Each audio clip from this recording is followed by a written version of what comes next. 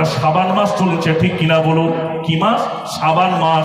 এরপরে আসবে রমজান মাস। কি মাস? রমজান মাস।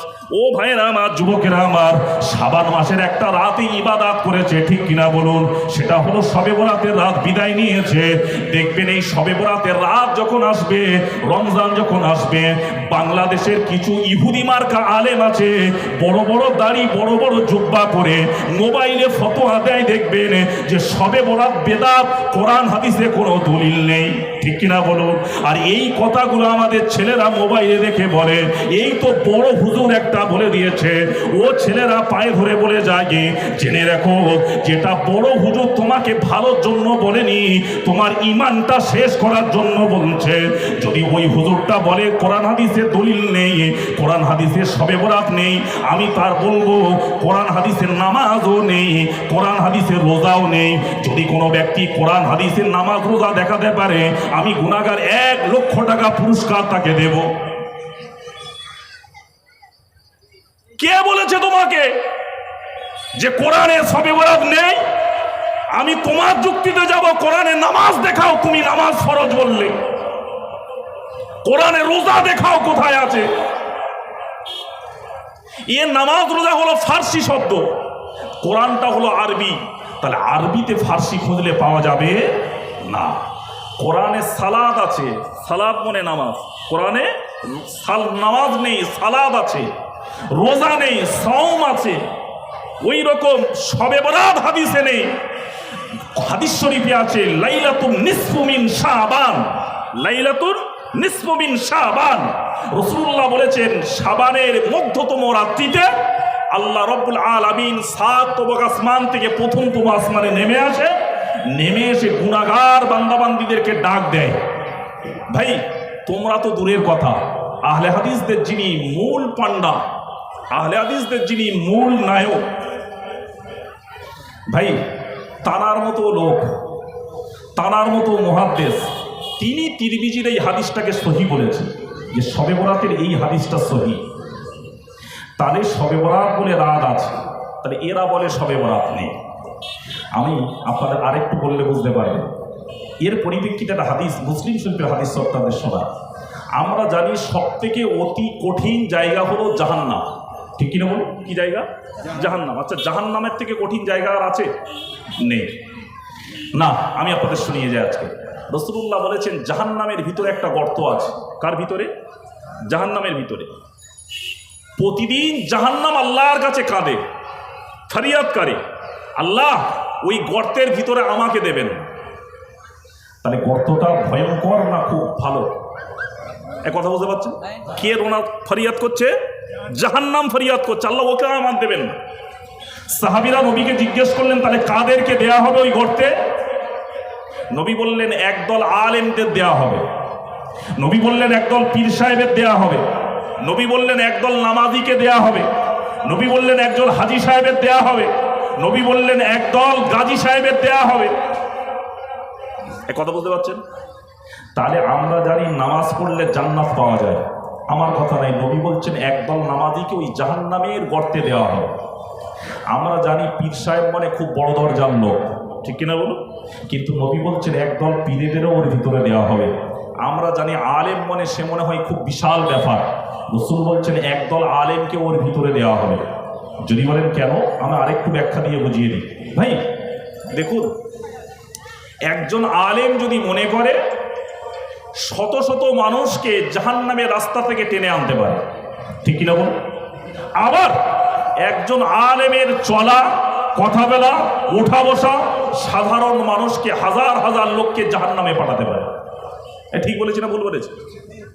একজন পীর সাহেব হাজার হাজার মানুষকে জান্নাতের রাস্তা দেখাতে পারে। আবার ভণ্ড পীর যদি হয় লাখ লাখ মানুষকে জাহান্নামে পাঠাতে পারে, ঠিক কিনা বলুন? যেমন এক্সাম্পল ধরে নিন, আপনি একজন পীরের মুরিদ, যে পীরের মুরিদ সেই পীরের দরবারে আপনি গেছেন, আপনার পীরের কাছে আপনি গেছেন, আপনার পীর সাহেবের কাছে গেছেন, গিয়ে পীর সাহেবের সামনে বসে আছে, জোহরের আজান হয়ে গেছে। কিসের আজান? জোহরের আজান। জামাত মসজিদে শুরু হচ্ছে, পীর সাহেব গদি ছেড়ে ওঠেও না, নামাজও পড়েও না। আচ্ছা, আমার পীর যদি না পড়ে আমি কি পড়ব? এক কথা বুঝতে পারেন, পড়বো পড়বো না তো আমিও তো যাবো না, আমার পীর যায়নি তো আমি যাবো কেন? লোকটা ভালোর দিকে গেল না খারাপের দিকে গেল? নাম্বার 2, এ দেখা গেল পীর সাহেবের চেহারার দিকে তাকিয়ে দেখছে পীর সাহেবের গোপগুলো বড় হয়ে গেছে। কি বড় হয়ে গেছে? গোপটা বড় হয়ে গেছে। এ সাধারণ লোক তো, এ চিন্তা করছে আমি তো এতদিন ওয়াজ নসিহতে শুনেছি যে রসুল বলেছে গোপ খাটো করো দাড়ি বড় করো, আমার হুজুরের গোপ বড় কেন? ভাই আমি সাধারণ লোক অত বুঝি না, আমার হুজুর যেটা করেছে এটাই সঠিক। এ এতদিন গোপ ছোট রাখতো, হুজুরের দেখে এবার গোপ বাড়াতে আরম্ভ করেছে। ভাই ভালোর দিকে যাচ্ছে না খারাপের দিকে যাচ্ছে? খারাপের দিকে যাচ্ছে। হুজুরের হাতের দিকে তাকিয়ে দেখছে হুজুরের হাতের নখগুলো বড় বড়। এতদিন চিন্তা করলো আরে মোলামারা বলেছে রসুল বলেছেন নাকি যে আম্মাতে মোহাম্মদী কোনোদিন জীবজন্তুর মতো নখ রাখতে পারে না, তাহলে হুজুরের নখ বড় কেন? আমি সাধারণ লোক, হয়তো আমার ভুল হয়েছে, হুজুর যেটা রেখেছে এটাই শরিয়াত। এই ধারণা আসবে না? আসবে না? ধারণা আসবে না? হুজুরের দাড়ির দিকে তাকিয়ে দেখছে হুজুরের দাড়িগুলো সব কালো, কিন্তু আরেকটু যে ফিনিশিং করে যেগুলো হয়েছে একটু একটু ছোট ছোট বের হয়েছে সাদা সাদা, তার মানে ও প্রকৃত রূপে দাড়ি সব সাদা হয়ে গেছে, ও কলপ করেছে। ও এতদিন জানতো যে কলপ করা যাবে না শরিয়াতে, তাই তো নাকি? রাসূলুল্লাহ বলেছেন খেজাব করো, কি লাগাও? মেহেদি লাগাও। কি লাগাও? মেহেদি লাগাও, এটা জায়েজ, কিন্তু কালো করা যাবে না, লাল রং করা যাবে না। যদি কোনো ব্যক্তি আলেম হোক পীর হোক যদি কলপ করে, খবরদার শরিয়াতের মাসলা, ওর পিছনে নামাজ হবে না। এই বেচারা চিন্তা করছে কি ব্যাপার, হুজুর কালপ করেছে মনে, তাহলে কলপ করা জায়েজ? এ ধারণা আসবে তো সাধারণ লোকে। হুজুর দাঁড়িয়েছে, লোকটা তাকিয়ে দেখছে হুজুরের যে লুঙ্গিটা পরে আছে না, পায়ের গোড়গাটের নিচে নেমে গেছে। চিন্তা করছে কি ব্যাপার, এতদিন তো জানি যে মুসলমান ছেলেরা যখন পোশাক করবে গোড়গাটের উপরে তুলে নিতে হবে, ঠিক কিনা? এটা তো রাসূলের কথা, হুজুর পায়ের নিচে নামিয়ে দিয়েছে। আমার মনে হয় হাদিস শোনাটা ভুল হয়েছে, হুজুর যেটা পড়েছে এই পড়াটাই তাদের শরিয়াতের আইন। ও এতদিন পোশাক তুলে পড়তো, এবার থেকে নামিয়ে দিয়েছে। ভাই খারাপ হয়ে গেল না ভালো হয়ে গেল? খারাপ হয়ে গেল। ভাইরা আর একটা পীর সাহেবের দরবারে গিয়েছে, যে পীর সাহেবের দরবারে গিয়ে বসে আছে, দেখা গেল আজান হয়ে গিয়েছে, জামাতের সময় 5 মিনিট বাকি আছে। পীর সাহেব বলছে বাবা চলো সব নামাজ পড়ে নি, জামাত হবে, চলো ওযু করে নাও, নামাজ পড়ে নি। পীর সাহেব নামাজ পড়তে গেল, মুরিদরাও নামাজ পড়তে যাবে, ঠিক কিনা বলুন? এ বাবাজি ছেলেরা, পীর সাহেবের চেহারার দিকে দেখা গেল তার গোপগুলো খাটো খাটো রয়েছে, হাতের নখটা ছোট রয়েছে, দাড়িটা কলপ করেনি, মাথার চুলটা কলপ করেনি। ও এমন সময় কি করেছে, দাড়িটা সাদা হয়েছে বলে একটু মেহেদি লাগিয়েছে, একটু লাল রং করেছে। মেহেদি লাগানো হলো রাসূলুল্লাহর সুন্নাত। বাবাজি ছেলেরা, যুবকেরা, ওই হুজুরটা পোশাকটা পীর সাহেবটা পরেছে, ও গোড়কাটের উপরে কাপড়টা তুলে নিয়েছে। এই লোকটা বড় চিন্তায় পড়ে যাবে, ঠিক কিনা বলুন? কোনটা হক আর কোনটা না হক, এও পীর সাহেব ও পীর সাহেবে। যেমন আমাদের এলাকার আলেমদের মধ্যেও তফাৎ বোঝা যাবে। আপনার গ্রামে একজন বড় আলেম আছে, বড় ডিগ্রিধারী, বড় যোগ্যতাধারী, কিন্তু ওই লোকটা গ্রামের মসজিদে কোনোদিন জামাতে নামাজ পড়ে না। অথচ দেখা যায় ওই আলেমটা চায়ের দোকানে বসে বসে যারা তাস খেলে, পিট্টু খেলে, আড্ডা মারে, ওদের তাস খেলা বসে বসে দেখে, জামাতে নামাজ পড়ে না, জামাত পার হয়ে যায়। গ্রামের সাধারণ লোকেরা এই আলেমটা দেখে বলবে, একজন আলেম যদি তাস খেলা দেখতে পারে, তাহলে আমার জন্য তাস খেলাটা হলো ফরজ। এ ভাববে না? ভাববে না? কথা বলেন, ভাববে না? ভাববে না? একটা আলেম যদি তাস খেলা দেখতে পারে বসে, একটা আলেম যদি চায়ের দোকানে টিভি দেখতে পারে, তাহলে আমার জন্য এটা দেখা তো ফরজ আইন। ভাইরা, ছেলেরা, যুবকেরা, তরুণেরা, ও সোনার ভাইরা আমারও, যদি বলেন কেমন দেখবেন, যখন বিশ্বকাপ খেলা হয় দেখবেন টিভিতে খেলাগুলো চলে, দেখবেন দাড়িওয়ালা টুপিওয়ালা আলেম নামের নামধারীরা রাস্তার ধারে দাঁড়িয়ে দাঁড়িয়ে টিভি দেখে। দেখে না? দেখে নে? তাহলে একটা আলেম যদি দাঁড়িয়ে দাঁড়িয়ে টিভিতে খেলা দেখে, তাহলে সাধারণ লোক বলবে এটা তো দেখা যায়। ঠিক কিনা বলুন? কারণ সাধারণ লোকের গাইড হলো তো একজন আলেম, ঠিক কিনা বলুন? সে তো কোরআন হাদিস এত বুঝবে না, সে তো একটা আলেমের অনুকরণ করবে যে আলেমটা কেমন ভাবে চলছে, আলেমটা কিভাবে কথাবার্তা বলে, আলেমটা কিভাবে ওঠা বসা করে, তার নীতিটা, তার চালচলন, কথাবার্তা, তা তো সাধারণ মানুষের রাস্তা, ঠিক কিনা বলুন? দেখবেন এইরকম কোয়ালিটির আলেম বেড়ে যাচ্ছে, এইরকম কোয়ালিটির আলেম বেড়ে যাচ্ছে। তো এইরকম কোয়ালিটির আলেম যদি বেড়ে যায়, জেনে রেখো দুনিয়া শেষের দিকে আগাচ্ছে। আলেম বাড়ছে, তবে হাক্কানি আলেম পাওয়া যাবে না। রাসূলুল্লাহ সেই জন্য বলেছেন আইয়ারফাউ ইলমে, এলেম তুলে নেওয়া হবে। কি তুলে নেওয়া হবে? এলেম তুলে নেওয়া হবে। কোরআন হাদিস কি তুলে নেবে নাকি আল্লাহ? কোরআন হাদিস তুলবে না। হাক্কানি বুজুর্গ আল্লাহওয়ালা আলেমদেরকে আল্লাহ দুনিয়ার জমিন থেকে তুলে নেবে। যেমন ভাই, আজকে আপনাদের মসজিদে নামাজ পড়ে খুব ভালো লাগলো, একটা সুন্নাত আদায় হয়েছে যে আকামতে হাইয়া আলাস সালাহ যখন বলেছে উঠেছে। দেখবেন অনেকে বলবে জামাতে কাতার সোজা করা হলো একদম নামাজের একটা বড় জিনিস, কিন্তু আমরা অনেকে দেখবেন আকামত হওয়ার আগে সেই জন্য খাড়া হয়ে দাঁড়িয়ে যায়, ঠিক কিনা বলো? আকামত হওয়ার আগে খাড়া হয়ে দাঁড়িয়ে যায়। কিন্তু রাসূলুল্লাহর হাদিস, আম্মা জান আয়েশা রিওয়ায়াত করছে, রাসূলুল্লাহকে দেখেছি হযরত বেলাল আকামত দিতেন। রাসূলুল্লাহ মেম্বারে গিয়ে বসেছে, বেলাল আকামত শুরু করেছে, হাইয়া আলাস সালাহ বলেছে, রাসূলুল্লাহ দাঁড়িয়ে গিয়েছে। জোরে বলুন না সুবহানাল্লাহ। ভাই যদি বলেন এটা কোথায় পাবেন হাদিসটা, আমি বলে যাচ্ছি আপনাদের। আমি আমার লেখাপড়ার সময় তখন পড়াশোনা করছি, আমার ওস্তাদ ছিলেন আপনার সংগ্রামপুর নিশাপুরে বাড়ি, মারহুম মাওলানা ইরফান আলী সাহেব।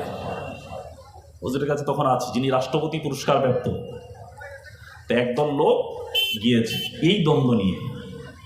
তো হুজুর বললেন, বাবা আমার মুখের কথা না, দাও একটা কেতাব থেকে একটু বের করে তোমাদের দেখি কোনটা সঠিক তরিকা, কোনটা সুন্নাত তরিকা, আর কোনটা সুন্নাতের বরখিলাফ। তো হুজুর পারলেন দুররুল মুক্তার, পারলেন দুররুল মুক্তার ওর কেতাব আছে, হুজুর পারলেন। কয়েকটা হাদিস তিনি দলিল দিয়ে বোঝালেন, বাবা সুন্নাত তরিকা হলো আকামতে হাইয়া আলাস সালাহ যখন মুয়াজ্জিন বলবে তখন উঠে দাঁড়ানোটাই হলো সুন্নাত তরিকা। আর ইমাম সাহেব নিয়ত বাঁধার আগে তিনি বলতে পারে, বাবা আপনারা কাতার সোজা করে নিন। এক কথা বুঝতে পেরেছেন? এটাই হলো সুন্নাত তরিকা। কিন্তু আমরা এই নিয়ে দেখবেন মারামারি। ভাই আমি যে কথা বলতে বলতে আপনাদেরকে অনেকটা দূরে কিন্তু আগিয়ে এসেছি। ইব্রাহিম খলিলুল্লাহর কথা বলতে বলতে আগে ছেড়ে চলে এসেছে। দেখুন, যেমন আরেকটু আপনাদের বোঝাবার জন্য আমি বোঝাতে চেয়েছি, তাহলে শবে বরাত বিদায় নিচ্ছে, রমজান আসছে, এবারে একটা দ্বন্দ্ব আমাদের ইয়ং ছেলেদের মধ্যে চলবে, সেটা হলো তারাবি নিয়ে। কি নিয়ে চলবে? তারাবি নিয়ে। 8 রাকাত না 20 রাকাত, ঠিক কিনা বলো? 8 না 20, 8 না 20। কি সমস্যা বলেন তো? কারা দ্বন্দ্ব করতেছে প্রকৃত? যারা প্রকৃত দ্বন্দ্ব করছে তারা কিন্তু প্রকৃত আলেম নয়। কারা দ্বন্দ্ব করছে? আপনারা রাগ করবেন না, আমি আপনাদের ভাই হিসাবে, চাচা হিসাবে, বাপের মতো ভেলে পায়ে ধরে বলে যাচ্ছি। দেখবেন যারা জেনারেল শিক্ষিত, একটু হাই এডুকেটেড, মোবাইল দেখছে, দেখে বলছে এই তো একজন বড় স্কলার। আরে বড় স্কলারটা আপনি চিনলেন কি করে? বলে আরবিতে কথা বলে।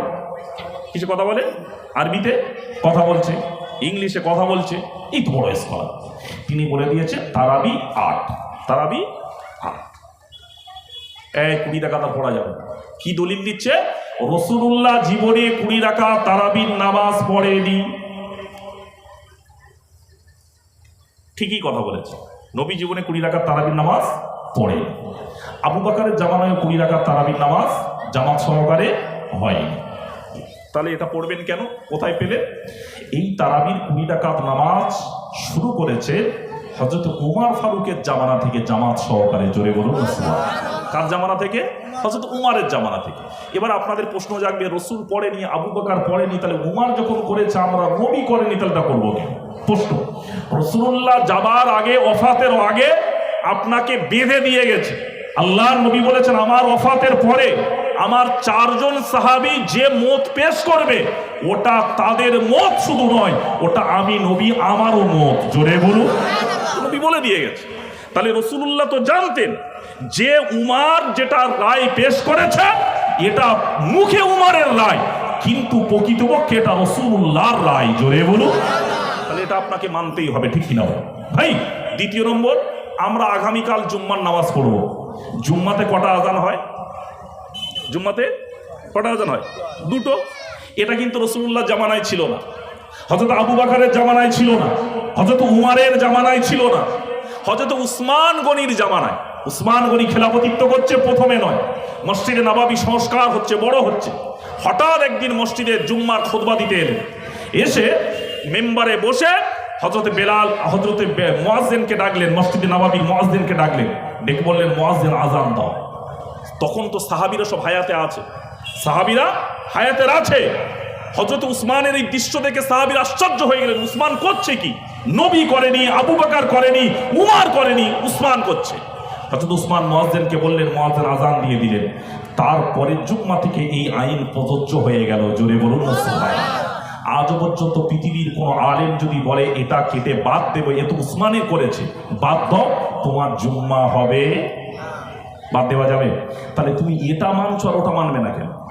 এটা মেনে নিচ্ছ আর ওটা মানবে না, কারণ ওটা পড়তে কষ্ট হবে বলে, নামাজ পড়তে কষ্ট হবে বলে ওটা মানছো না। এটা তো কষ্ট হবে না, ঠিক কিনা বলুন ভাই? আমি অতএব আপনাদের বলবো, এইরকম আপনারা সুবিধাবাদী আমাদের হলে হবে না, মানতে যদি হয় মানার মতো মানতে হবে, ঠিক কিনা বলুন? যেমন এই রোজা আসছে, এবার একটু পর্যন্ত এই রোজার সময় আমাদের ইবলিশ বাঁধা থাকে না ছাড়া থাকে? একটু কথা বলে। ইবলিশ বাঁধা থাকে, রাসূলুল্লাহর হাদিস, সহিহ হাদিস। আল্লাহ নবী বলেছেন, রমজানের চাঁদ উঠলে আল্লাহ ইবলিশকে জিনজির দ্বারা বেঁধে দেয়। কি দ্বারা বেঁধে দেয়? জিনজির দ্বারা, অর্থাৎ শিকল দ্বারা। আচ্ছা, আমাদের যত ঝগড়া বিবাদ মারামারি দ্বন্দ্ব করায় কে? একটু কথা বলেন। ইবলিশ। তাহলে রমজান মাসে বাঁধা, তাহলে রমজান মাসে আমাদের ঝগড়া বিবাদ দ্বন্দ্ব মারামারি বন্ধ থাকে না চালু থাকে? কেন? ও তো বাঁধা আছে, তাহলে করাচ্ছে কে? এক। নাম্বার 2, রোজা রাখা কষ্টের কাজ না সহজ কাজ? রোজা রাখা কষ্ট হয় তো। 13-14 ঘন্টা না খেয়ে থাকা, এটা খুব শুধু না খেয়ে থাকার নয় তো, আপনার জবানটা দিয়ে ফালতু কথা, ফাহিশ কথা বলা যাবে না, চোখ দিয়ে আপনাকে বাজে কাজ করা যাবে না, হাত দিয়ে বাজে কাজ করা যাবে না, পা দিয়ে বাজে কাজ করা যাবে না, ঠিক কিনা বলুন? কত সংযত হতে হবে আপনাকে। তাহলে এটা কষ্টের কাজ নয়, সহজ কাজ নয়, কষ্টের কাজ, ঠিক কিনা বলুন? এবারে প্রশ্ন আপনাদের, আল্লাহ বান্দাকে কষ্ট দেয় কেন? আমরা যদি রোজা না করি আল্লাহর কি কোনো অসুবিধা হবে? জোরে বলেন। আল্লাহ তো কোনো অসুবিধা হবে না। তাহলে আল্লাহ নিশ্চয়ই বান্দাকে কষ্টের কাজ করাচ্ছে, মানে নিশ্চয়ই এর মধ্যে কোনো রহস্য লুকিয়ে রয়েছে, এর মধ্যে কোনো রহস্য লুকিয়ে রয়েছে। এবার যদি বলেন কি রহস্য থাকবে, কি আনো, কি হয়েছে, আমি আপনাদের বুখারীর হাদিস থেকে একটু দিলেন। ভাই, আমরা যারা রোজা রাখি না, আমাদের অনেকে ভাবে না খেয়ে থাকার নাম রোজা।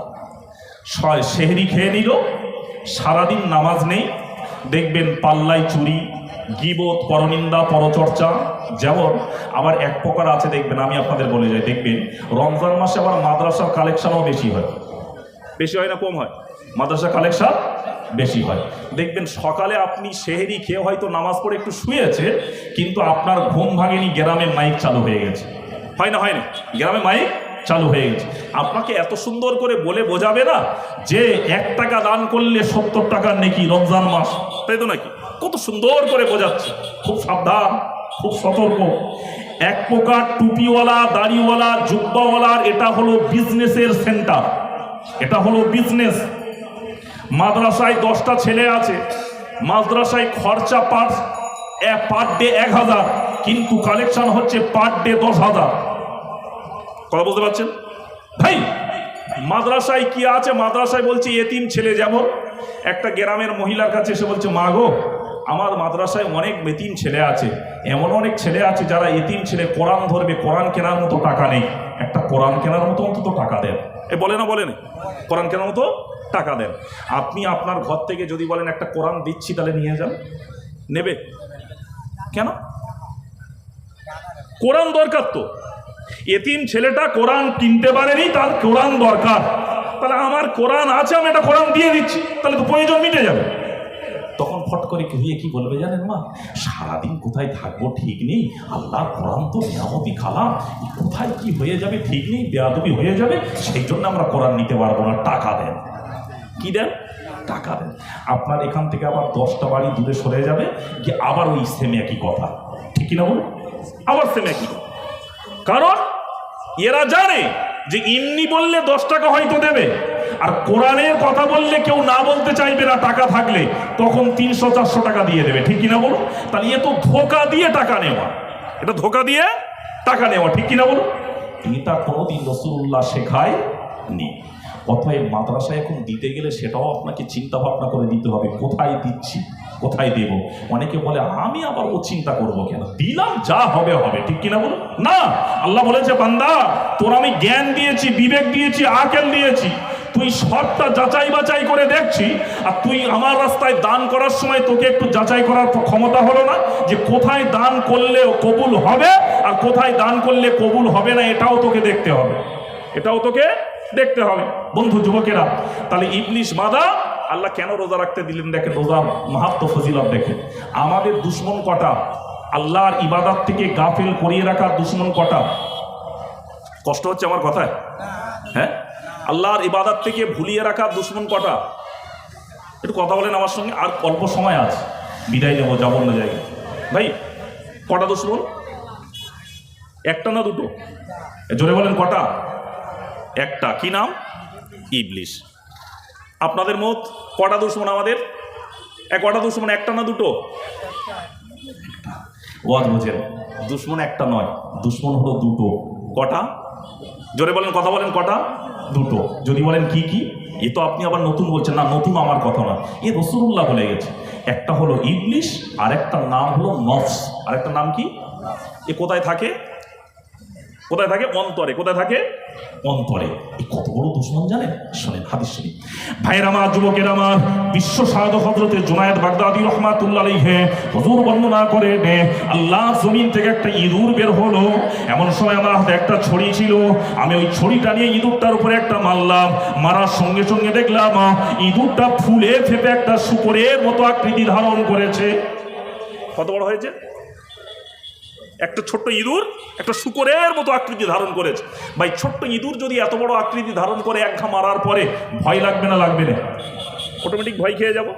আল্লাহর ওলি জুনায়েদ বললেন, আমি ওর দিকে তাকিয়ে আছি, ও আমার দিকে তাকিয়ে আছে।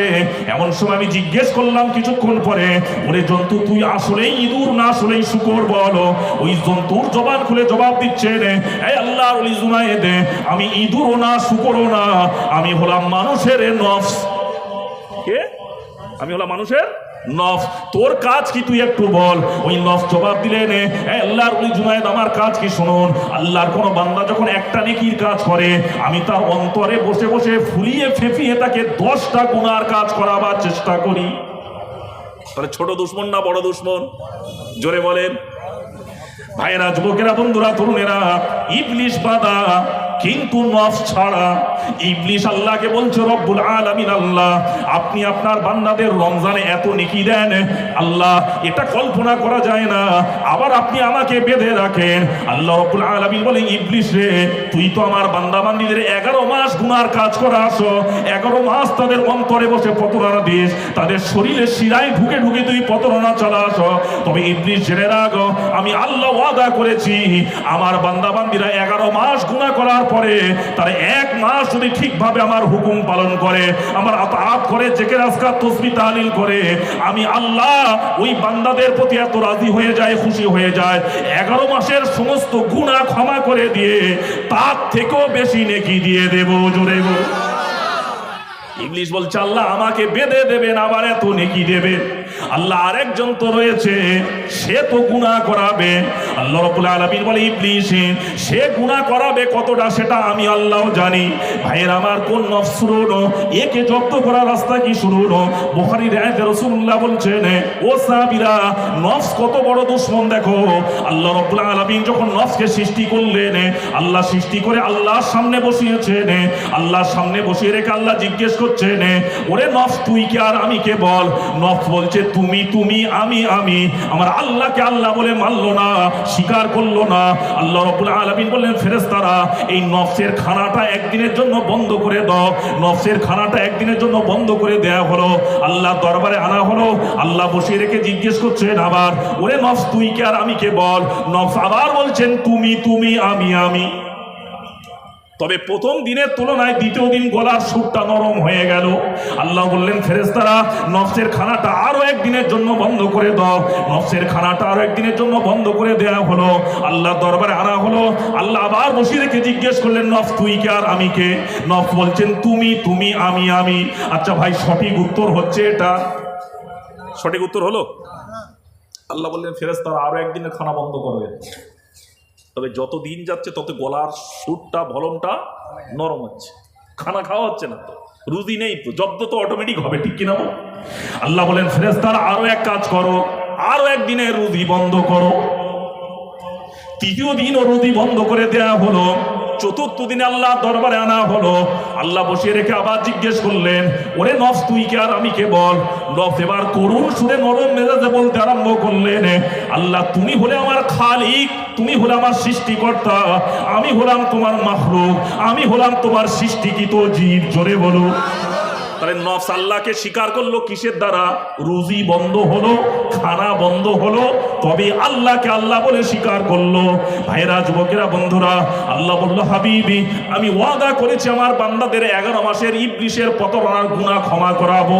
তাহলে ইবলিশকে বাধা থাকবে, তাদের যদি রোজা না রাখতে দেয়া হয়, নফসকে যদি জব্দ না করতে দেয়া হয়, তাহলে ওই নফস তাদেরকে অন্তরে বসে কুমন্ত্রণা দিয়ে গুনাহ করাবে। অতএব আমার ওয়াদা পূরণ হবে না।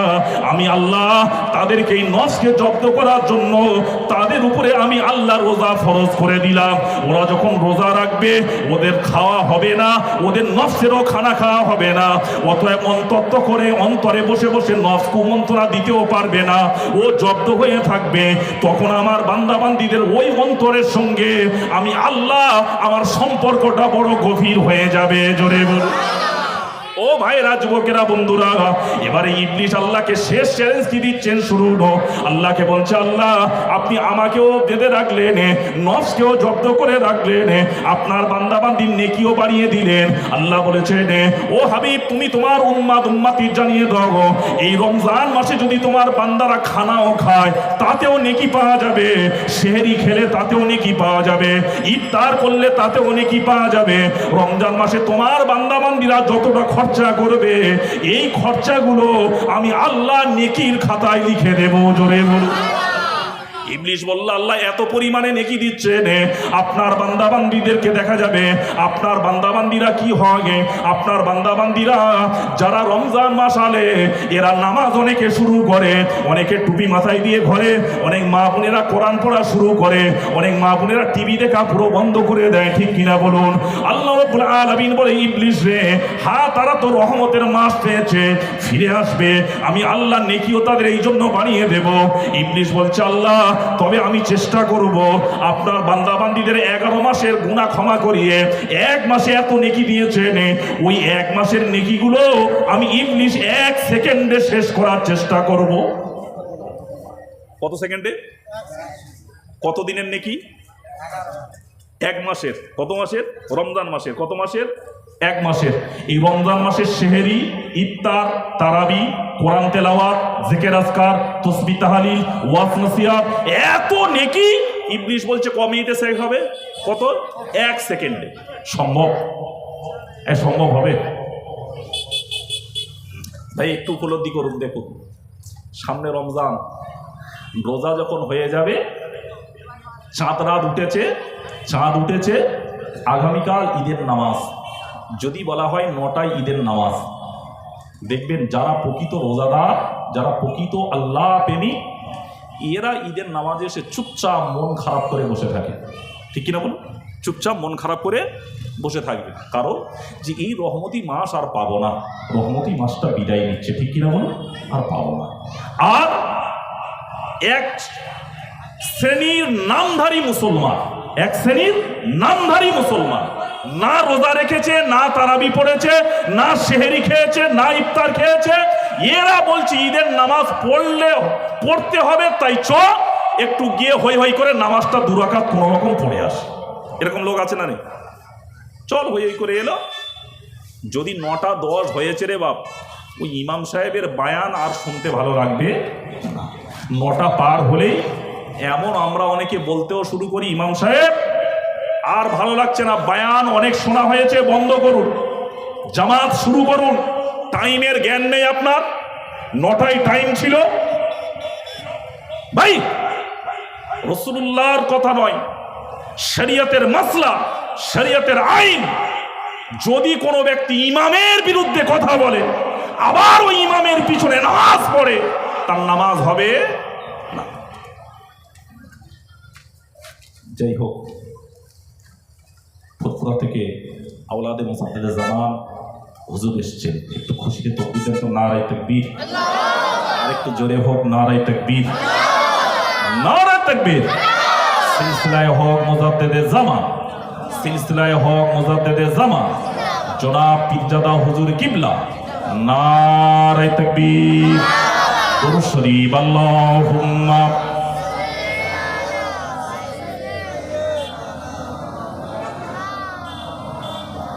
ওয়ালা আলি সাইয়্যিদিনা। বন্ধুরা আমার, শেষ হচ্ছে দেখুন। তাহলে ঈদের নামাজ হয়ে যাওয়ার পরে গ্রামের ইয়ং ছেলেমেয়েদের মনে একটা আনন্দ ফুর্তি ওঠে, ঠিক কিনা বলুন? চল আজকে ছুটি, আজকের একটু আনন্দ করতে হবে। দেখবেন কাছাকাছি ডায়মন্ড, চল হয় ডায়মন্ড সিনেমা হলে লাইন দেব, নাই নদীর ধারে, তাই তো নাকি? হয় সিনেমা হল, নাই নদীর ধার, নাই কোনো পার্কে। ঈদের দিন একটু ফলো করে দেখুন, যত নদীর ধারে বা সিনেমা হলে বা পার্কে যত ভিড়, হিন্দু ভাইদের নয়, খ্রিস্টানদের নয়, সব মুসলমান ঘরের ছেলে মেয়েদের। ঠিক বলেছি না ভুল বলেছি? সব মুসলমান ঘরের ছেলে মেয়েদের। এদের কানে এখনো পর্যন্ত আতরের তুলা আছে, এদের গালটা শুকলে এখনো পর্যন্ত লাচ্চা সিমাইয়ের গন্ধ পাওয়া যাবে। এই ছেলেগুলো, এই মেয়েগুলো যারা 1 মাস রোজা রাখলো, তারাবি পড়লো, নামাজ পড়লো, সেহেরি খেলো, ইফতার করলো, লাইলাতুল কদরে ইবাদত করলো, এদের মতো ছেলেরা মেয়েরা এর আগে নদীর ধারে সিনেমা হলে, অনেকে আবার আনন্দ করতে গিয়ে মদের বোতলও খায়।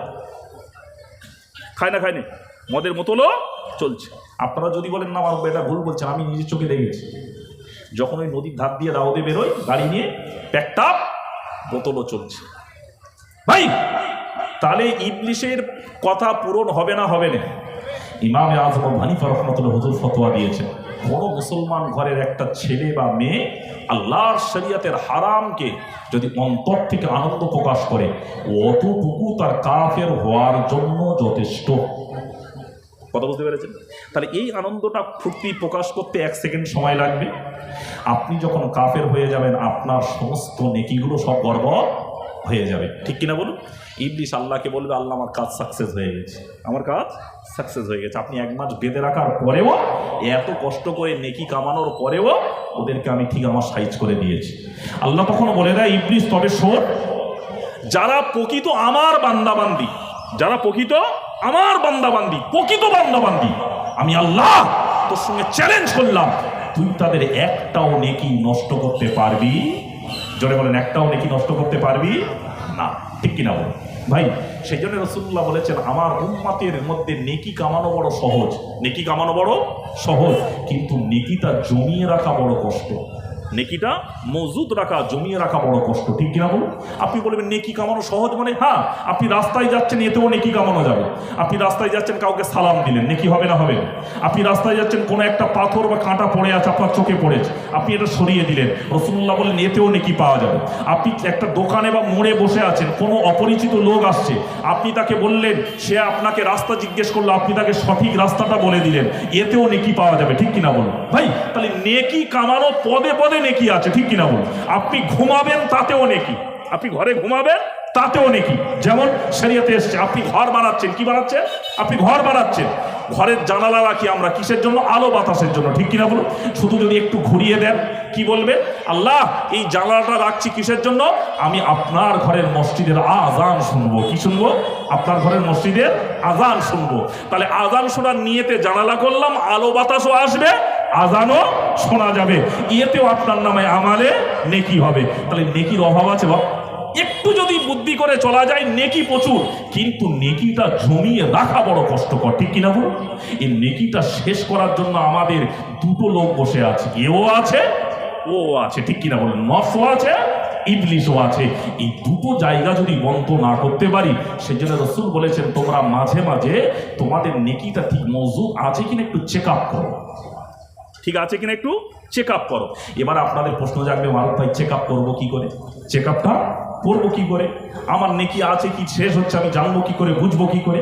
আমি আপনাদের একটা দুটো এক্সাম্পল দিলে আপনারা বুঝতে পারবেন কিভাবে চেক আপ হবে। ভাই, বর্তমান জলসায় কোরআন হাদিস ভালো লাগে না ফাটকা বাজে কথা শুনতে ভালো লাগে? কথা বলে একটু। কোরআন হাদিস শোনার লোক খুব কম, কোরআন হাদিস শোনার লোক খুব কম। এই জায়গায় বসে যদি দুটো বাজে বাজে কথা বলতি, এই জায়গায় বসে যদি দুটো বড় বড় কথাবার্তা বলি, দেখবেন ইয়ং ছেলেরা মানুষরা বলবে এই এতদিন পরে এই তো কি সুন্দর কথা বলছে। দেখ স্টেজে বসে দুটো গালিগালাজ দিই, খুব মজা লাগছে। গতকাল জলসায় গেছি যেখানে একজন বক্তা দাওয়াত করেছে, বাপ বলে এই ক টাকা ভিজিট রে? বলে 15,000 টাকা ভিজিট। এই কি শুনিয়েছে, কটা কোরআন আর কটা হাদিস? বলে হুজুর ও বলতে পারবো না, তবে যতক্ষণ ছিল হাসিয়ে মাত করে দিয়েছে। কি করেছে? হাসিয়ে মাত করে দিয়েছে। আইলে ইতে নেকি হয়েছে না গুনাহ হয়েছে? কি হবে ভাই? নেকি হবে না গুনাহ হবে? জলসার মজলিসটা হাসানোর জায়গা নয় তো, জলসার মজলিসটা কাঁদানোর জায়গা। কিসের জায়গা? কাঁদানোর জায়গা। ভাই তাহলে এই কাঁদানোর জায়গায় যদি আমি যদি দুনিয়াবি ফালতু ফায়েস গল্প করে যদি আপনাকে হাসিয়ে দিয়ে যায়, আপনার মনটা মাতিয়ে দিয়ে গেলাম, আপনি এতেই আনন্দ হয়ে গেলেন, এতে কিন্তু নেকি পাওয়া যাবে না, ঠিক কিনা বল? এখন দেখবেন এই কোয়ালিটির বক্তাও যেমন চলেছে, শ্রোতারাও তেমন চলেছে, ঠিক কিনা বল? ওই লোক জানবে, ওইটা লোক জানবে, লোক জড়ো করতে হবে। কি জড়ো করতে হবে? লোক জড়ো করতে হবে। আনন্দ ফুর্তি করা রাসূলুল্লাহও করেছে। রাসূল করেছে না করেন? যদি বলে করেছে না করেনি, আপনারা বলবেন নবী আবার আনন্দ করেছে। হ্যাঁ মিয়া, নবী আনন্দ করেছে সাহাবীদের নিয়ে, নবী সাহাবীদের নিয়ে মজা করেছে, নবী তাদের নিয়ে তামাশা করেছে, আবার জাহান্নামের কথা বলেছে, জান্নাতের কথা বলেছে, দুনিয়ার সংসারের কথা বলেছে, কিভাবে বিবির সঙ্গে ঘর সংসার করবে, কিভাবে ছেলেদের সঙ্গে তাদের সঙ্গে তুমি কিভাবে ব্যবহার করবে, তাদের সঙ্গে কেমন কথা বলবে, নবী এটাও বলেছে, ঠিক কিনা বলি? তবে নবী তাদের সঙ্গে মজা করতে গিয়ে শরীয়তের বাইরে চলে যায়নি। নবী মজা করতে গিয়ে শরীয়তের বাইরে চলে যায়। আমি একটা হাদিসের এক্সাম্পল দিই। রাসূলুল্লাহ মজা করছে, দেখুন 4 জন সাহাবীকে ডেকেছে। কজন সাহাবী? একটু কথা বলেন। আবু বকর, উমর, উসমান আর আলী। 4 জনের মধ্যে 2 জন শ্বশুর আর 2 জন জামাই, 2 জন জামাতা, 2 জন শ্বশুর। আবু বকর শ্বশুর, হযরত উমর ও রাসূলের শ্বশুর, হযরতে উসমান হলো রাসূলুল্লাহর জামাতা, হযরতে আলী হলো রাসূলুল্লাহর জামাতা। ভাই যারা বলে রাসূলুল্লাহ নূর নয়, তাদের ছোট্ট একটা দলিল দিই। হযরত উসমান গনিকে আগে জিন নুরাইন বলা হতো না। যখন রাসূলুল্লাহর 2টো কন্যাকে রাসূল উসমান গনিকে বিয়ে দিলেন, তারপর থেকে উসমান গনির লকব দেয়া হলো উসমান গনি বিন জিন নুরাইন। জোরে বলুন, উসমান গনি হলেন 2 নূরের অধিকারিণী। জোরে বলে। তাহলে নবীর কন্যাকে বিয়ে করার পরে যদি উসমান গনির লকব হয় জিন নুরাইন, তাহলে জানার কন্যাকে বিয়ে করেছে তাইনি কেমন, ঠিক কিনা বলুন? তাহলে তিনি নূর না নূর নয়? জোরে বলে। কন্যা বিয়ে করার পরে যদি লকব হয় জিন নুরাইন, তাহলে যার কন্যা যিনি মূল তিনি তো আসলেই নূর, ঠিক কিনা বলুন? ভাই তাহলে উসমানও জামাতা, আলীও জামাতা। রাসূলুল্লাহ মজা করছেন, দেখুন আল্লাহ নবী বসেছে, দস্তারখানা বিছিয়েছে, খোরমা খাবে। কি খাবে? খুরমা খাওয়া হবে। খেজুর দিয়েছে, খুরমা খেজুর। রাসূলুল্লাহ বলছে সাহাবীরা এসো আজকে খেজুর খাওয়ার প্রতিযোগিতা হবে, কে কত খেতে পারে দেখা যাবে। আল্লাহ নবী সাহাবীদের নিয়ে খাচ্ছেন। আবু বকর খায়, উমর খায়, উসমান খায়, আলী খায়, নবীও খাচ্ছে। নবী বলছে তবে খবরদার খেজুরের বিচিগুলো দানাগুলো কেউ ফেলে দেবে না, যে যতটা খাবে তার পাশে রেখে দেবে। আল্লাহ নবী খাচ্ছে আর মুচকি মুচকি হাসছে আর বলছে সাহাবীরা আজকে যা হবে শ্বশুর জামাইয়ের মধ্যে হবে। কার মধ্যে হবে? শ্বশুর জামাইয়ের মধ্যে হবে। রাসূলুল্লাহ খেজুর খাচ্ছে কিন্তু নবীর পাশে কোনো দানা রাখছে না। আল্লাহ নবী খেজুরের দানাগুলো নিয়ে হযরত আলীর পিছন দিক থেকে আলীর দানার সঙ্গে মিশিয়ে দিচ্ছে। জোরে বলুন না। রাসূলুল্লাহ খাচ্ছে আর মুচকি মুচকি হাসছে আর বলছে ও আবু বকর, ও উমর, আজকে যা হবে শ্বশুর জামাইয়ের মধ্যে হবে। ভাইরা আমার, খেজুর খাওয়া হয়ে গেল। খুরমা খাওয়া হয়ে গেল। রাসূলুল্লাহ বললেন, ও আবু বকর, বিচিগুলো ফেলে দিও না, দানাগুলো ফেলে দিও না, দানাগুলো গোনো। তুমি কটা খেজুর খেয়েছো দানা গোনো। ও উমার, তুমি দানা গোনো। ও উসমান, তুমি দানা গোনো। ও আলী, তুমি দানা গোনো। যার দানা বেশি হবে আমি রাসূলুল্লাহ তাকে পেটুক বলে উপাধি দেব। জোরে বলুন। ও ভাইয়েরা, যুবকেরা, আবু বকর দানা গুনছে আর মনে মনে বলছে, আল্লাহ, আগে যদি জানতাম রাসূলুল্লাহ পেটুক উপাধি দেবে তাহলে অল্প করে খেতাম, এত তো খেতাম না। উমার দানা গোনে আর মনে মনে এই কথাই বলে। উসমান গোনে, হযরত আলী দানার দিকে তাকায় আর রাসূলুল্লাহ চেহারার দিকে তাকায়, দানা আর গোনে না। কারণ উনি তো দেখতে পাচ্ছে দানা আমার বেশি হবে, তাহলে আমি পেটুক উপাধি পাবো। রাসূলুল্লাহ আবার মুচকি হাসছে আর বলছে, ও সাহাবীরা, আজকে যা হবে শ্বশুর জামাইয়ের মধ্যে হবে। ও আলী, তোমার দানা গোনো, দানা গোনো। আলী দানা, রাসূলুল্লাহর কথা শুনে দানা গোনা শুরু করলেন। হযরত আলীর দানা বেড়ে গেল। আল্লাহর নবী মুচকি হাসছে আর বলছে, আলী রে, আমি রাসূলুল্লাহ আজকে তোমাকে পেটুক উপাধি দিয়ে দিলাম। জোরে বলুন। হযরত আলী বলেন, ইয়া রাসূলুল্লাহ, আমি আপনার পেটুক উপাধি আপনার জবান থেকে, এটা আমার জন্য বড় সৌভাগ্য। তবে ইয়া রাসূলুল্লাহ, আমার একটা ছোট্ট প্রশ্ন। আমিও খেজুর খেয়েছি, আমারও দানা আছে। আবু বকরও খেয়েছে, আবু বকরের দানা আছে। ভাই উমার খেয়েছে, তারও দানা রয়েছে। ভাই উসমান খেলো, তারও দানা রয়েছে। কিন্তু আপনিও তো আমাদের সঙ্গে খেজুর খেয়েছেন। ইয়া রাসূলুল্লাহ, আপনার খেজুরের বিচি কই, দানা কই? তাহলে আপনার খেজুরের বিচি দানা নেই মনে, আপনি খেজুরের বিচি সহ খেয়ে নিয়েছেন। তাহলে আমার মনে হয় যে ব্যক্তিটা খেজুরের বিচি সহ খেয়ে নেয় ওই ব্যক্তিটা আরো বড় পেটুক। জোরে বলুন। কি মজা দেখুন, রাসূলুল্লাহ সাহাবীদের সঙ্গে কেমন মস্করা করছে। আল্লাহর নবী মুচকি হেসে বললেন, আলী, ও আলী, ঠিকই বলেছো, তবে আমি রাসূলুল্লাহ খেজুরের বিচি সহ খাইনি রে আলী।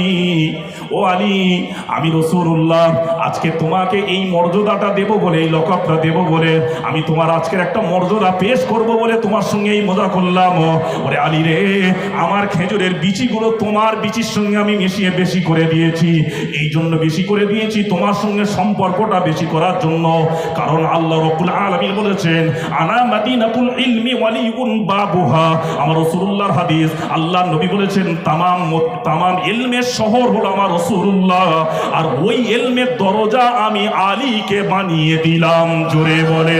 ও ভাইয়েরা, যুবকেরা, এতে রাসূলুল্লাহর সঙ্গে আলী সম্পর্ক বাড়লো না কমলো? বেড়ে গেল। ঠিক কিনা বলুন?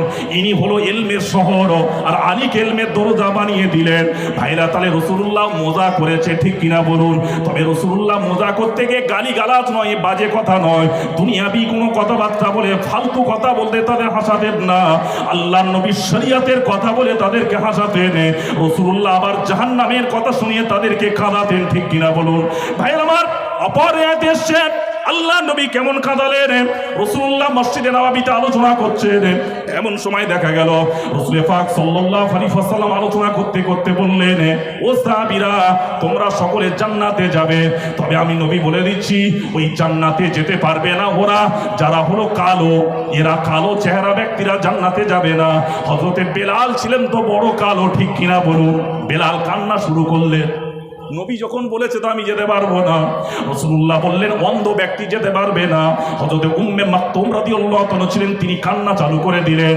রাসূলুল্লাহ বললেন যারা বোবা তারা জান্নাতে যেতে পারবে না, যারা খোড়া তারা জান্নাতে যেতে পারবে না, যারা বৃদ্ধ, যাদের চামড়াগুলো গুড়িয়ে গিয়েছে, বয়স হয়ে গিয়েছে, এরাও আল্লাহর জান্নাতে যেতে পারবে না। নবীর এই সাহাবীগুলো রোনাজারি আরম্ভ করে দিলেন। আমার নবী সঙ্গে সঙ্গে টপ করে বললেন, সাহাবীরা, কেঁদো না, কেঁদো না, কেঁদো না, তোমাদের জন্য খুশির সংবাদ হলো এটাই, আল্লাহ যখন তোমাদের জান্নাতে দেবে তোমাদের কালো ব্যক্তি করে জান্নাতে পাঠাবে না। আল্লাহ যখন তোমাদের জান্নাতে দেবে তোমাদের এই রকম বৃদ্ধ করে জান্নাতে দেবে না। আল্লাহ যখন তোমাদের জান্নাতে পাঠাবে তরুণ, নওজোয়ান, যুবক, নুরানি চেহারা করে জান্নাতে দেবে। জোরে বলো। রাসূল মজা করেছে না করেনি? এ মজাতে ভালো লাগবে না খারাপ লাগবে? ভালো লাগবে। ঠিক কিনা বলুন? ও বাবাজিরা, ছেলেরা, যুবকেরা, আর একটু কষ্ট আপনাদের দিয়ে যাই, রাগ করবেন না। আমরা কোন নবীর উম্মাত? জোরে বলেন। আখেরি নবীর উম্মাত। এই আখেরি নবীর উম্মাতের মর্যাদা বেশি। ঠিক কিনা বলুন? অন্য নবীদের থেকেও আখেরি নবীর উম্মাতের মর্যাদা বেশি। যদি বলেন কেমন, একটা এক্সাম্পল দিই ভাই। দুনিয়া শেষ হওয়ার আগে ঈসা আলা নবী আলাইহিস সালাতু ওয়াস সালাম আসবে, ঠিক কিনা বলুন? কে আসবে? ঈসা নবী আসবে। ঈসা নবীর আসার আগে ইমাম মাহাদি আসবে। কে আসবে? ইমাম মাহাদি আসবে। ও বাবাজি ছেলেরা, বর্তমান নেটের কিছু ঘোমটাওয়ালা হুজুর দেখবেন ফতোয়া দিচ্ছে, বলে বেড়াচ্ছে ইমাম মাহাদি এসে গিয়েছে, ঠিক কিনা বলুন? আরে এখন দেখলে কি, এ তো সবে আলামত শুরু হয়েছে, আরো কঠিন বাকি আছে, ঠিক কিনা বলুন? আরো কঠিন বাকি আছে, এ তো সবে শুরু হয়েছে। নবী বলেছেন মুসলমানের পিঠ দেয়ালে ঠেকে যাবে, আর কিছু করার থাকবে না। তারা যখন বাইতুল্লাহ যাবে, কাবা তওয়াফ করতে করতে বলবে, আল্লাহ আপনি একজন, আপনার তরফ থেকে আপনি একজন পরিচালক, আপনি একজন হক বিচারক পাঠিয়ে দিন। কাবা তওয়াফ করবে আর এই কথা বলবে আল্লাহকে। এই সময় তো এখন অনেক বাকি, ঠিক কিনা বলুন? সবে তো শুরু। এখন ইমাম মাহাদি কোথায়? ভাইরা, যুবকেরা, ইমাম মাহাদি যখন আসবেন, যে বাইতুল মুকাদ্দাস আজকে দেখবে এত যুদ্ধ হচ্ছে, এই বাইতুল মুকাদ্দাসটা রাসূলুল্লাহ বলেছেন একদিন মুসলমানদের আন্ডারে চলে আসবে কিয়ামতের আগে। কাদের আন্ডারে আসবে? মুসলমানদের আন্ডারে। ও ভাইরা, বাবাজিরা, ছেলেরা, বন্ধুরা, রাসূলুল্লাহ বলেছেন যখন ওই বাইতুল মুকাদ্দাসে ইমাম মাহাদি যাবে, ইমাম মাহাদি যাবার পরে আজান হবে। কেউ কেউ বলেছেন আসরের, কেউ কেউ বলেছেন জোহরের, তবে আসরের আজানটা বেশি পেশ করা হয়েছে। আসরের আজান হয়ে যাবে, এমন সময় আকামত হয়ে যাবে। ইমাম মাহাদিকে বলা হবে, হুজুর আজান আকামত হয়ে গেছে, আপনি মেম্বারে দাঁড়ান, নামাজ পড়ান, ইমামতি করুন। ইমাম মাহাদি বলবেন, না না না না, আমার কাছে সংবাদ এসেছে আল্লাহর নবী ঈসা দুনিয়াতে আসছে। কে আসছে?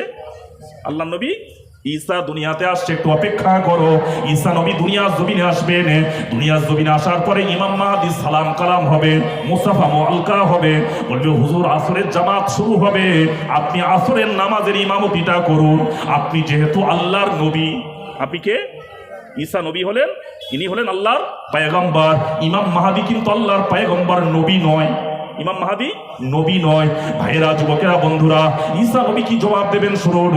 আল্লাহ নবী ঈসা জবাব দেবেন, আমি আগে ছিলাম, পূর্বে ছিলাম নবী, এখন আর নবী নয়, আমি এখনো হলাম আখিরি নবীর উম্মত। জোরে বলুন। অতএব এখন আখিরি নবীর ইমাম, আখিরি নবীর উম্মাতের ইমাম হলো ইমাম মাহাদি।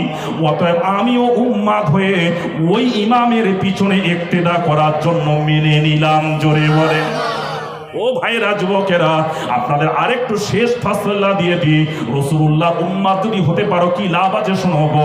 হাফেজ ইমাম জালালউদ্দিন সুয়ুতী রাহমাতুল্লাহ আলাইহি আল হাবিলিল ফতোয়া কিতাবে লেখেন, আল্লাহর নবীর ঈমানদার উম্মাত হয়ে যদি মৃত্যুবরণ করতে পারো, নামাজ পড়তে পারোনি, রোজা রাখতে পারোনি, হজ করতে পারোনি, যাকাত দিতে পারোনি, কিন্তু রাসূলুল্লাহর আশিক ঈমানদার হয়ে মৃত্যুবরণ হয়েছে, আপনি কবরে যাবেন, কবরে আযাব হবে, হাসরের ময়দানে আপনাকে ফায়সালা করে জাহান্নামে পাঠানো হবে, জাহান্নামে দেওয়া হবে। কিন্তু ইমাম জালালউদ্দিন সুয়ুতী রাহমাতুল্লাহ হুজুর বললেন, ওদেরকে নামাজ রোজা না করার দরুনে জাহান্নামের আগুনে পোড়ানো হবে, সাজা দেওয়া হবে। তবে ঈমান থাকার দরুনে আল্লাহ রাব্বুল আলামিন আমার নবীর শাফাআতে একদিন না একদিন ওদেরকে ওই জাহান্নাম থেকে বের করে জান্নাতে দিয়ে দেবেন। জোরে বলুন। কি থাকার দরুনে? ইমাম থাকার দরুনে। সেই ইমাম জালালউদ্দিন সুয়ুতী আবার লেখেন, একদল নামাজীকে জাহান্নামে দেয়া হবে। আল্লাহ কি রেখে দেবেন? আল্লাহ বলবেন, ও ফেরেশতারা, এই বান্দার আমল আছে কি বলো? ফেরেশতারা বলবে, আল্লাহ এই বান্দার নামাজ রোজা সব আছে, কিন্তু ঈমানে দুর্বল আছে। কিসে দুর্বল আছে? ঈমানে দুর্বল আছে। ঈমান কি জিনিস? ভাইরা আমার, ঈমানটা এক কথাই বলবো, নিজের জীবনের থেকেও রাসূলুল্লাহকে প্রাধান্য দেওয়া, রাসূলুল্লাহকে ভালোবাসার নাম হলো পরিপূর্ণ ঈমান। কার থেকে? নিজের জীবনের থেকেও রাসূলুল্লাহকে মেনে নিতে হবে, নিজের জীবনের থেকেও নবীকে প্রাধান্য দিতে হবে। যদি নিজের জীবনের থেকেও প্রাধান্য না দিতে পারো, নবীকে ভালোবাসতে না পারো, যত নামাজ পড়ো, আমি তোমার সম্পর্কে বলে যাচ্ছি, ইমাম জালালউদ্দিন সুয়ুতীর ফতোয়া, ওই ব্যক্তিটা জাহান্নামী, জাহান্নামী, জাহান্নামী।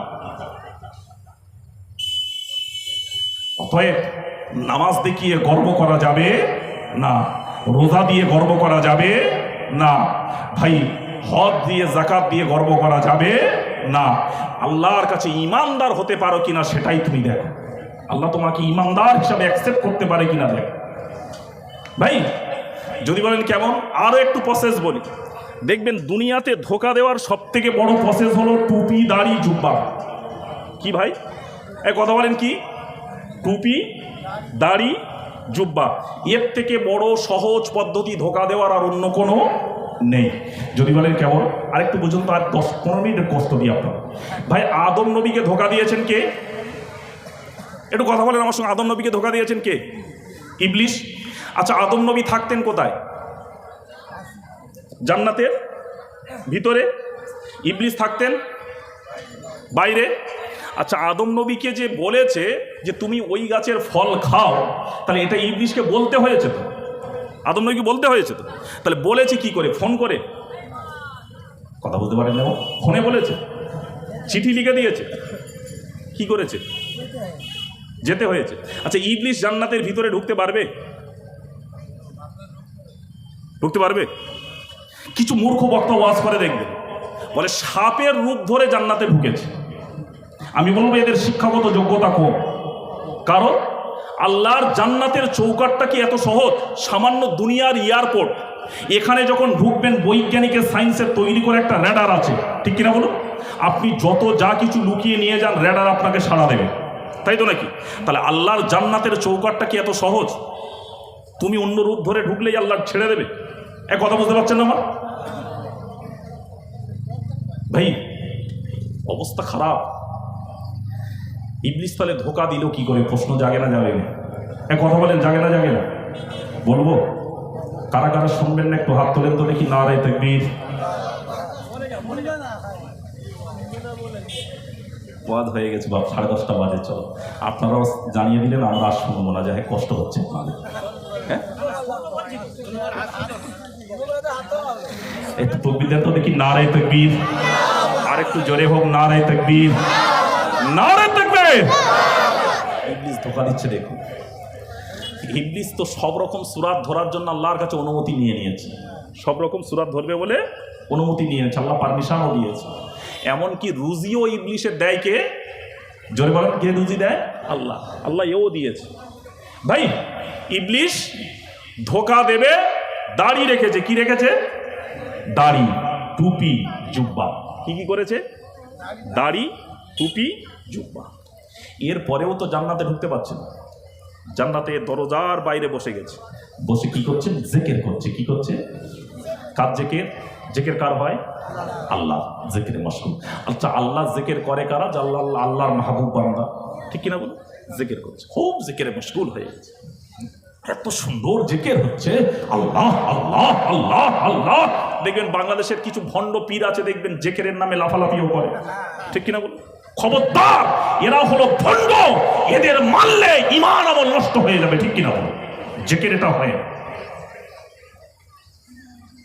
ভাই। আপনারা ভাববেন না যে মারুফ ভাই আপনি বাংলাদেশের উপরে ক্ষিপ্ত নাকি। না, বাংলাদেশে হাক্কানি আলেমও আছে, ভাক্কানি আলেমও আছে।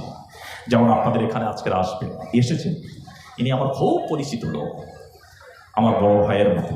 বাংলাদেশে গেলে ওনার সঙ্গে সাক্ষাৎ, দেখা, কথাবার্তা, ওনার বাসাতেও যাওয়া হয়।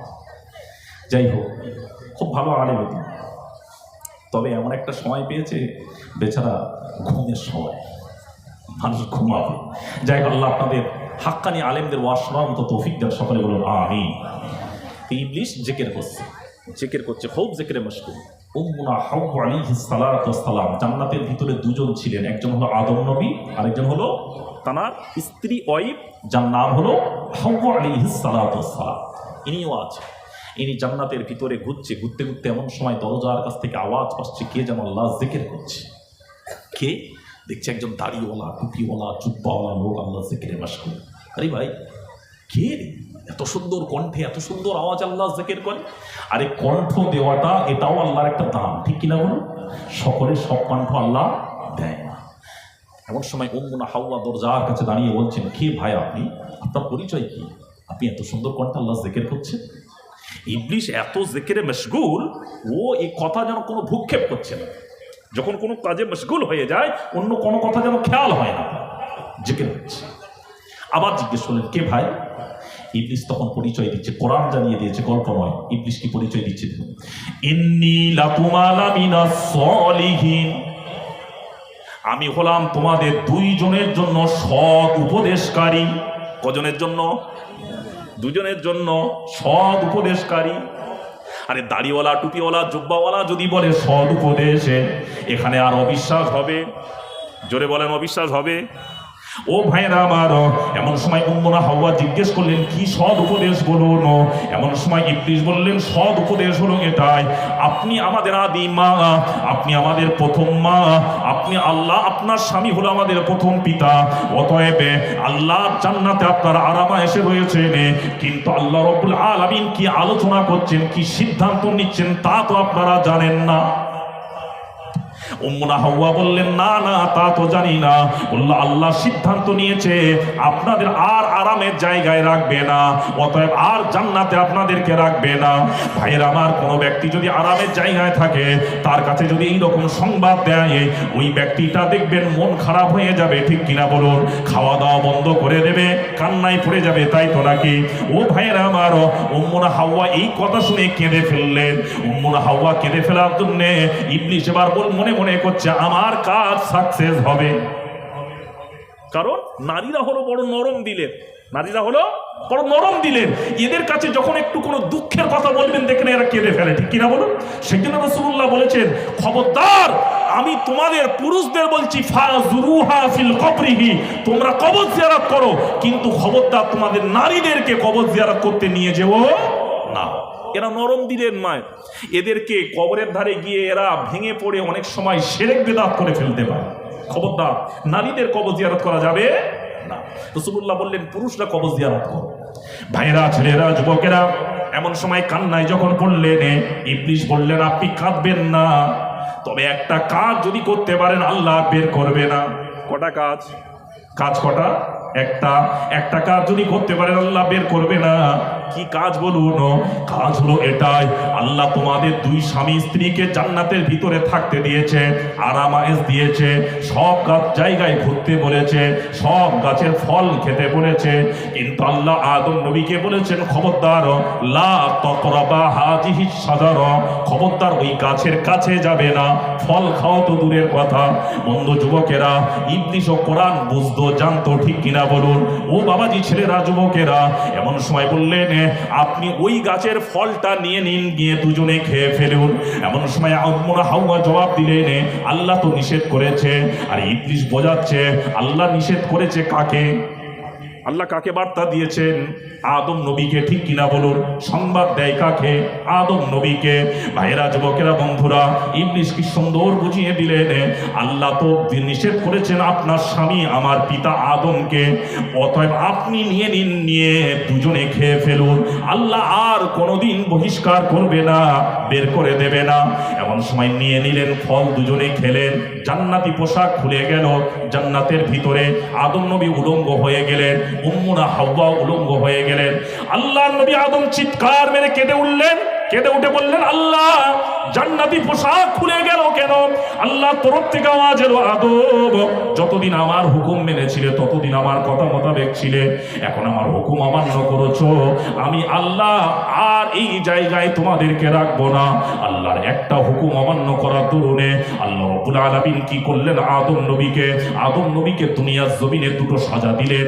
নাম্বার 1 সাজা হলো এটাই, তার জান্নাতের সুখটা তার থেকে কেড়ে নিলেন, তাকে দুনিয়ার জমিনে নামিয়ে দিলেন, কষ্টটা দিলেন, ঠিক কিনা বলুন? ভাইয়ের আমার, দ্বিতীয় নম্বর আল্লাহ কি কষ্ট দিলেন?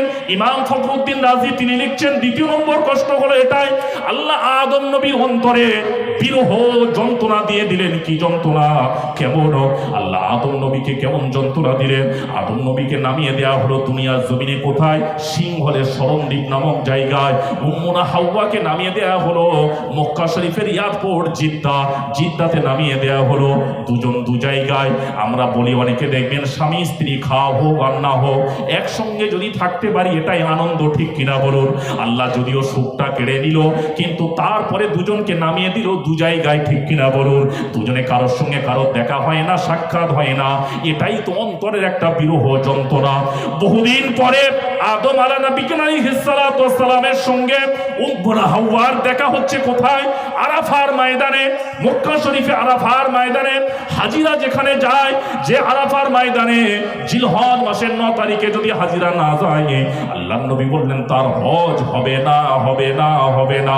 ওই আরাফার ময়দানে দুজনের সাক্ষাৎ হলো, মোলাকাত হলো।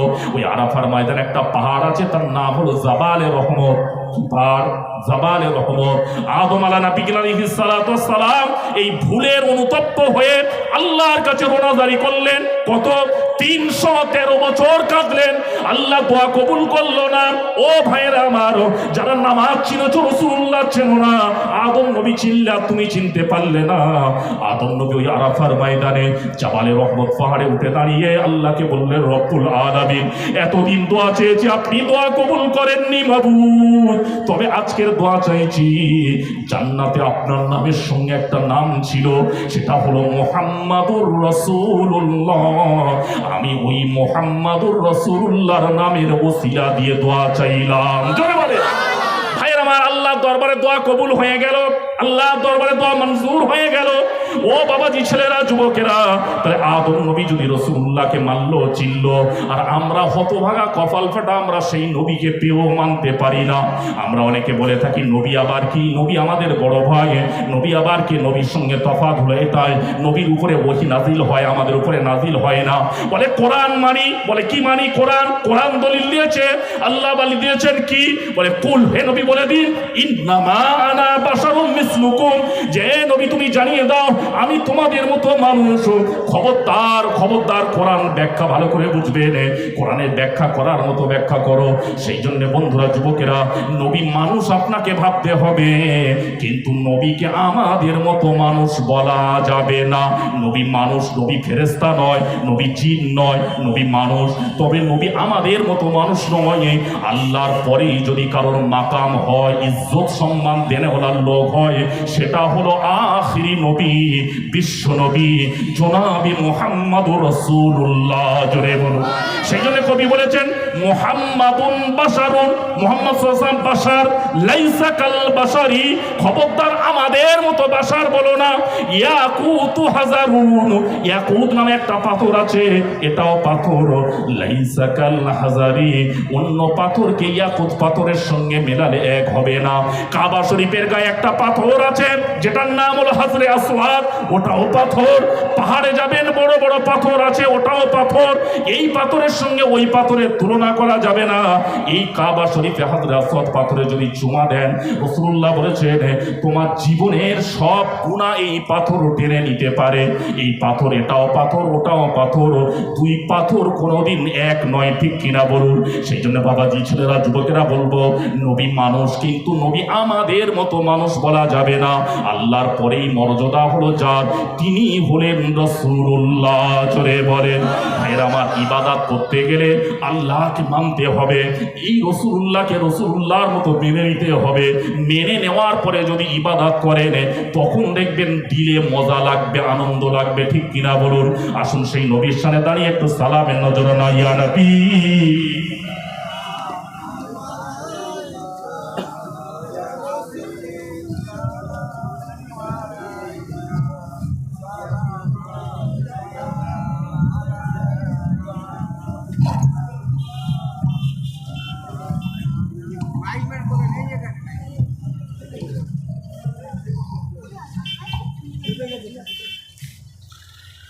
আফে সুলতানে এ মদিনা, महबते ओहियो सकीना, नूर से मामूर सीना, मिस्के से बेहतर पासीना, या नबी सलाम,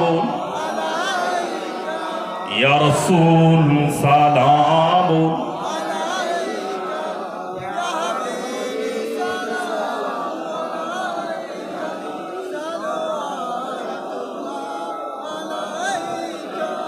আপনারি প্রেমে তে পড়িয়া চোখ দিয়ে অশ্রু যে ছড়িয়া দেখা না দিলে কি উপায় হবে যে অথমের ইয়া নবী সালাম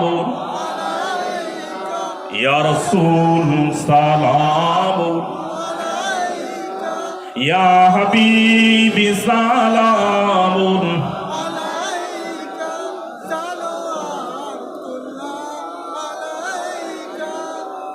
ইয়া রাসূলুল্লাহ আমরা যে সবই তো গুনাহগার কে আছেন মোদের পারাপার হয়েছি উম্মত তো তোমার তারপরে সুকার লাখো বার ইয়া নবী সালাম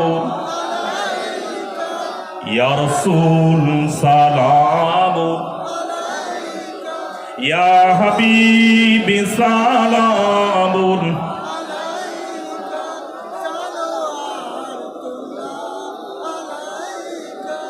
জিবরাইল দিল যে আওয়াজ খুলে দিল আসমানের দুয়ার এসেছেন নবীদের সরদার করিতে মাবুদেরই দিদার ইয়া নবী সালাম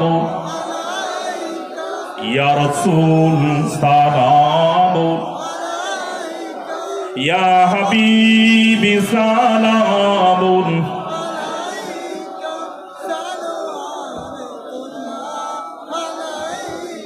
নবীজির আব্বা আবদুল্লাহ নবীজির আম্মা আমেনা নবীজির দুতুমা হালিমা আমার আপনার নবীজির রওজা পাক সোনার মদিনা ইয়া নবী সালাম ইয়া রাসূল সালাম ইয়া হাবিবি সালাম